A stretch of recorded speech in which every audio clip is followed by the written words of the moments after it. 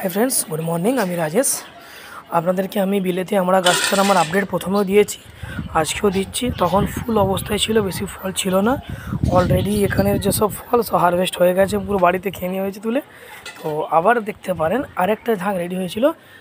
ঝাঁকটায় কী হারে ফলটা ধরেছে দেখুন। জাস্ট একবার জিনিসটা দেখুন যে ফলটা কী হারে ধরেছে। একে বলে বিলেতি আমড়া। এটা সিডলেস, এতে কোনো সিড নেই। আর আমরা মূলত যেমন মিষ্টি হয়, এটা মিষ্টি হবে না, এটা কুসো টক হয়। তো এটা মিষ্টি আমড়া।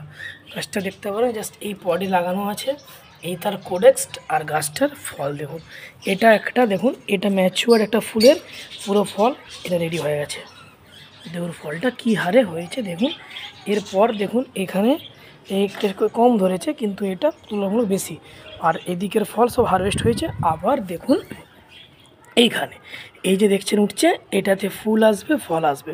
মানে এই ফলটা যখন আমাদের এই ফলটা যখন খাওয়া হয়ে যাবে, তখন অলরেডি আমরা এই গাছটা, এই যেখান থেকে বাটগুলো বেরোচ্ছে, এই বাট থেকে আবার আমরা ফুল পাবো, ফল পাবো।